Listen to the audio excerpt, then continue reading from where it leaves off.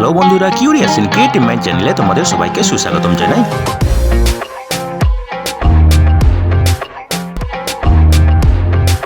Hello বন্ধুরা, তোমরা সবাই কেমন আছো? আশা করি তোমরা সবাই ভালো আছো। তো আমরা আরও একটি নতুন নিয়োগের খবর নিয়ে চলে এলাম আমাদের ছোট্ট ইউটিউব চ্যানেলেই।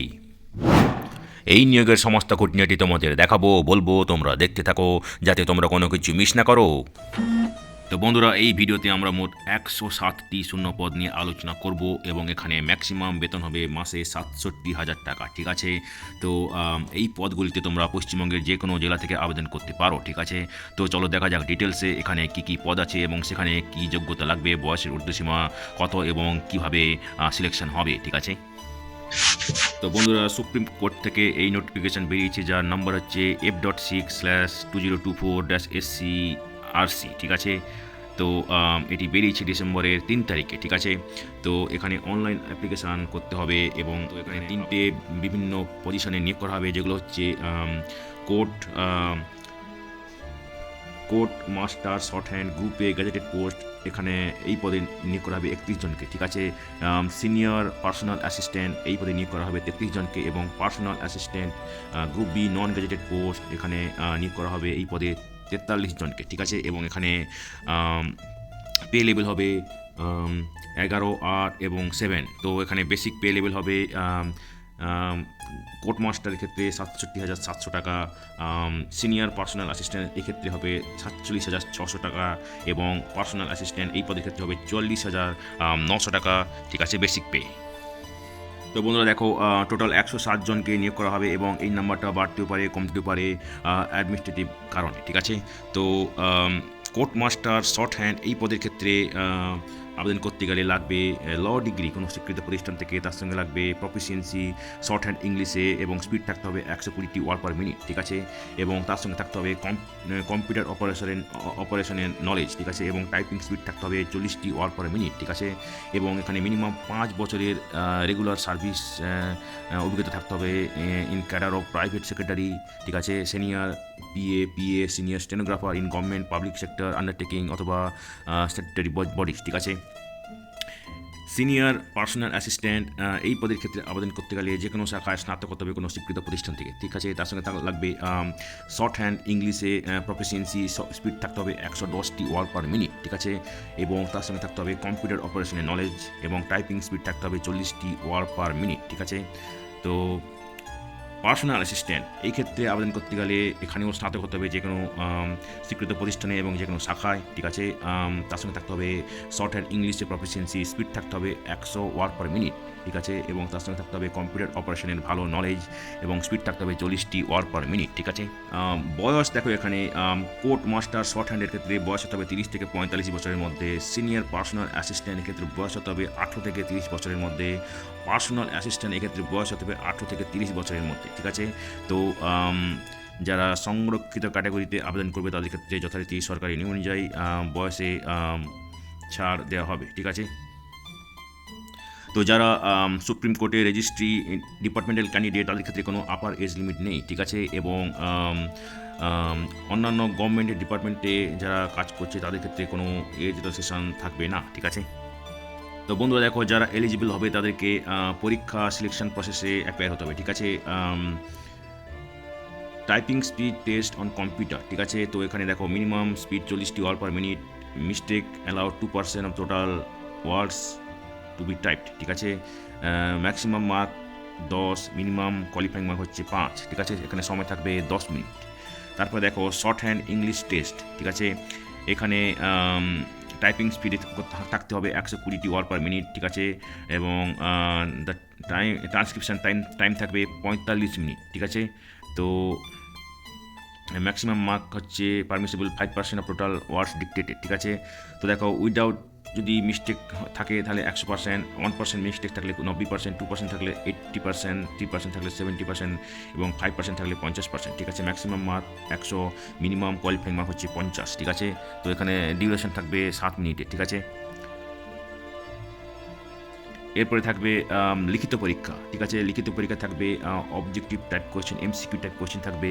এখানে 100টি কোশ্চেন থাকবে এবং তার মধ্যে থাকবে 50টি জেনারেল ইংলিশ কোশ্চেন, 15টি জেনারেল অ্যাপটিটিউড কোশ্চেন, 25টি কোশ্চেন লর সম্পর্কে থাকবে এবং 10টি জেনারেল নলেজ কোশ্চেন, ঠিক আছে। Maximum mark 100, minimum qualifying mark হচ্ছে 50, ঠিক আছে। এবং যারা রিজার্ভ ক্যাটাগরি ইনক্লুডিং পিডব্লিউডি তাদের ক্ষেত্রে কোয়ালিফাইং মার্ক হচ্ছে 45, ঠিক আছে। এবং এখানে সময় থাকবে 1 ঘন্টা 45 মিনিট, ঠিক আছে। তো অবজেক্টিভ টাইপ কম্পিউটার টেস্টও হবে এখানে, যেখানে ম্যাক্সিমাম মার্ক থাকবে 10 মার্ক, মিনিমাম কোয়ালিফাইং মার্ক হচ্ছে 5 মার্ক, ঠিক আছে। এবং যারা রিজার্ভ ক্যাটাগরি পিডব্লিউডি সেক্ষেত্রে মিনিমাম 4.5 মার্ক পেতে হবে, ঠিক আছে। তারপরে হবে ইন্টারভিউ, ঠিক আছে। এখানে ম্যাক্সিমাম মার্ক থাকবে 30 এবং মিনিমাম কোয়ালিফাইং মার্ক থাকবে 15, ঠিক আছে। যারা রিজার্ভ ক্যাটাগরি পিডব্লিউডি তাদের ক্ষেত্রে কোয়ালিফাইং মার্ক হচ্ছে 13.5, ঠিক আছে। এবারে দেখো যারা সিনিয়র পার্সোনাল অ্যাসিস্ট্যান্ট পদে আবেদন করবে তাদের ক্ষেত্রেও typing speed test on computer হবে। এখানে মিনিমাম স্পিড থাকতে হবে 40টি ওয়ার্ড পার মিনিট, ঠিক আছে। মিস্টেক হচ্ছে 3% অ্যালাউ করা হবে এবং মিনিমাম মার্ক ম্যাক্সিমাম মার্ক হচ্ছে 10, মিনিমাম কোয়ালিফাইং মার্ক হচ্ছে 5। এখানে ডিউরেশন থাকবে 10 মিনিটের, ঠিক আছে। তারপরে হবে শর্ট হ্যান্ড ইংলিশ টেস্ট। এখানে টাইম ফর ট্রান্সক্রিপশন থাকবে 45 মিনিট, ঠিক আছে। এবং ম্যাক্সিমাম মিস্টেক 5% অ্যালাউ করা হবে, ঠিক আছে। তো এখানে কোনো মিস্টেক না থাকলে 100% মার্ক, 5% মিস্টেক থাকলে 50% মার্ক, ঠিক আছে। এখানে সময় থাকবে 7 মিনিট, ঠিক আছে। তো তারপরে হবে এখানে লিখিত পরীক্ষায় থাকবে এমসিকিউ টাইপ কোশ্চেন। এখানে থাকবে 100টি কোশ্চেন, ঠিক আছে। তার মধ্যে 50টি জেনারেল ইংলিশ কোশ্চেন থাকবে, 25টি জেনারেল অ্যাপটিটিউড কোশ্চেন থাকবে based on logical reasoning excluding question relating to arithmetic, ঠিক আছে। এবং 25টি জেনারেল নলেজ কোশ্চেন, ঠিক আছে। এখানে সময় থাকবে 1 ঘন্টা 45 মিনিট, ঠিক আছে। এখানে maximum mark 100, minimum qualifying mark হচ্ছে 50। যারা রিজার্ভ ক্যাটাগরিতে আবেদন করবে তাদের ক্ষেত্রে 45, ঠিক আছে। তারপরে হবে objective type computer knowledge test. এখানে ম্যাক্সিমাম 10 মার্ক, মিনিমাম 5 মার্ক, ঠিক আছে। এবং যারা রিজার্ভ ক্যাটাগরি পিডব্লিউডি ক্যাটাগরিতে আবেদন করবে তাদের ক্ষেত্রে 4.5 মার্ক, ঠিক আছে। এবং তারপরে হবে ইন্টারভিউ, যেখানে ম্যাক্সিমাম মার্ক 30 এবং মিনিমাম কোয়ালিফাইং মার্ক হচ্ছে 15, ঠিক আছে। তো রিজার্ভ ক্যাটাগরি এবং পিডব্লিউডির ক্ষেত্রে কোয়ালিফাইং মার্ক ইন্টারভিউতে হচ্ছে 13.5, ঠিক আছে। যারা পার্সোনাল অ্যাসিস্ট্যান্ট পদে আবেদন করবে তাদের ক্ষেত্রেও টাইপিং স্পিড টেস্ট হবে কম্পিউটারে, যেখানে মিনিমাম স্পিড থাকতে হবে 40টি ওয়ার্ড পার মিনিট, ঠিক আছে। 3% মিস্টেক অ্যালাউড আছে।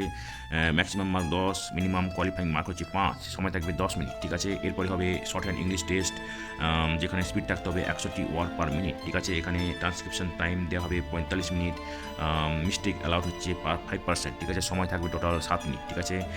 100% মানে কোনো মিস্টেক না থাকলে 100% মার্ক পাবে এবং 5% মিস্টেক থাকলে 50% মার্ক পাবে, ঠিক আছে। এবং তারপরে হবে লিখিত পরীক্ষা।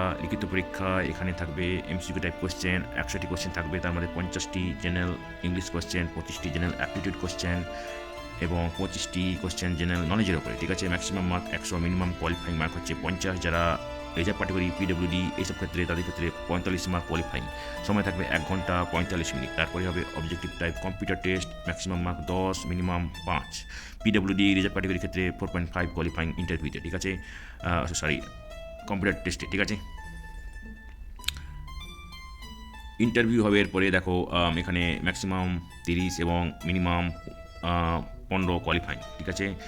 যারা পিডব্লিউডি রিজার্ভ ক্যাটাগরিতে আবেদন করবে তাদের ক্ষেত্রে কোয়ালিফাইং মার্ক হচ্ছে 13.5, ঠিক আছে। তো বন্ধুরা দেখো প্রথমে টাইপিং স্পিড কম্পিউটার নেওয়া হবে এবং এতে যারা পাস করবে তাদেরকে ডাকা হবে স্কিল টেস্ট, স্টেনোগ্রাফি এবং অবজেক্টিভ টাইপ লিখিত পরীক্ষা এবং কম্পিউটার নলেজ টেস্ট। যারা এইসবে পাস করবে তাদেরকে ডাকা হবে ইন্টারভিউতে, ঠিক আছে। এবং যারা ইন্টারভিউতে কোয়ালিফাই করবে মিনিমাম কোয়ালিফাইং মার্ক পেয়ে অথবা তার বেশি পেয়ে তাদেরকে এমপ্যানেল করা হবে সেপারেটলি, ঠিক আছে, মেরিট অনুযায়ী, ঠিক আছে। এবং 3টি ক্যাটাগরির ক্ষেত্রে আলাদা আলাদা মেরিট লিস্ট তৈরি করা হবে, ঠিক আছে। তো বন্ধুরা দেখো এই টেস্ট 23টি টেস্ট সেন্টারে নেওয়া হবে 16টি রাজ্যে, ঠিক আছে। তো এখানে টেস্ট সেন্টার দেখো দেওয়া আছে এই টেবিলে। তোমরা যারা ইন্টারেস্টেড দেখো এখানে গুয়াহাটিতে আছে, হায়দ্রাবাদে আছে, চেন্নাইতে আছে, কলকাতাতে আছে, ঠিক আছে, পুনেতে আছে, পাটনাতে আছে, ঠিক আছে। অন্যান্য রাজ্য আছে এবং রাজ্য দেখো এখানে অবশ্যই পশ্চিমবঙ্গ আছে, উত্তরপ্রদেশ আছে, ওড়িশা আছে, বিহার আছে, ঠিক আছে। এবং তোমরা যখন ফর্ম ফিল আপ করবে অনলাইনে তখন তোমাদেরকে মিনিমাম 3টি টেস্ট সেন্টারের চয়েস দিতে হবে 1st, 2nd, 3rd অনুযায়ী, ঠিক আছে। তো বন্ধুরা দেখো তোমরা অনলাইনে যাবে এই ওয়েবসাইটে, যেটা হচ্ছে www.sci.gov.in, ঠিক আছে। এবং এখানে গিয়ে তোমাদেরকে অ্যাপ্লাই করতে হবে, ঠিক আছে, এবং রেজিস্ট্রেশন করে তারপরে তোমাদেরকে আবেদন করতে হবে। তো এখানে একটা অ্যাপ্লিকেশন ফি আছে, যেটা হচ্ছে নন রিফান্ডেবল ফি, এবং এই ফিটা হচ্ছে 1,000 টাকা জেনারেল এবং ওবিসি ক্যাটাগরি প্রার্থীদের জন্য, এবং 250 টাকা SC ST ex serviceman, P handicap category এবং ডিপেন্ডেন্টস অফ ফ্রিডম ফাইটার, ঠিক আছে, এবং তার সঙ্গে থাকবে ব্যাঙ্ক চার্জ, ঠিক আছে, এবং এটা তোমরা অনলাইনে তোমাদেরকে পেমেন্ট করতে হবে, যেটা ইকো ব্যাঙ্ক প্রোভাইড করবে, ঠিক আছে। তো দেখো এখানে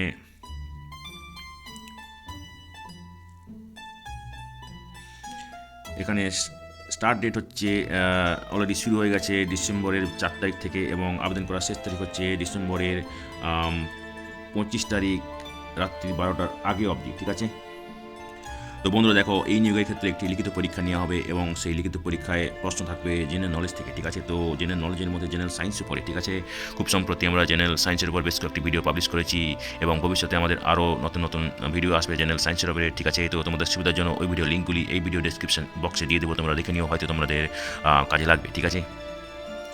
তো বন্ধুরা দেখো, এখানে কোনো টিএ দিয়ে দেওয়া হবে না, ইন্টারভিউতে পরীক্ষাতে আসার জন্য সবই নিজেকে বইতে হবে, ঠিক আছে, এবং তোমাদেরকে তোমাদের অ্যাডমিট কার্ড ডাউনলোড করতে হবে সুপ্রিম কোর্টের ওয়েবসাইট থেকে, যেটা আমরা একটু আগেই বলেছি, ঠিক আছে। তো বন্ধুরা দেখো, যারা state, central department, banks, PSU এগুলোতে কাজ করছে, তাদের ক্ষেত্রে একটা এনওসি সার্টিফিকেট লাগবে ইন্টারভিউর সময়, ঠিক আছে। তো বন্ধুরা, আজকের এই ভিডিওতে আমরা যে কাজের খবরটি নিয়ে আলোচনা করলাম, আশা করি সেটি তোমাদের কাজে লাগবে। তোমরা যারা আবেদন করতে ইচ্ছুক, তোমরা এলিজিবল নাকি চেক করে সমস্ত কিছু ডকুমেন্ট জোগাড় করে শেষ তারিখের আগে আবেদন করে দিও, ঠিক আছে।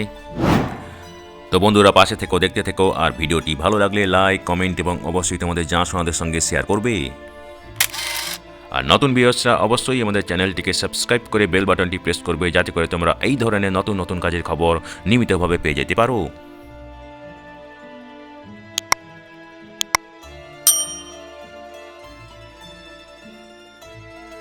তো বন্ধুরা, ভালো থাকবে, সুস্থ থাকবে, দেখা হবে তাহলে পরের ভিডিওতে আবার।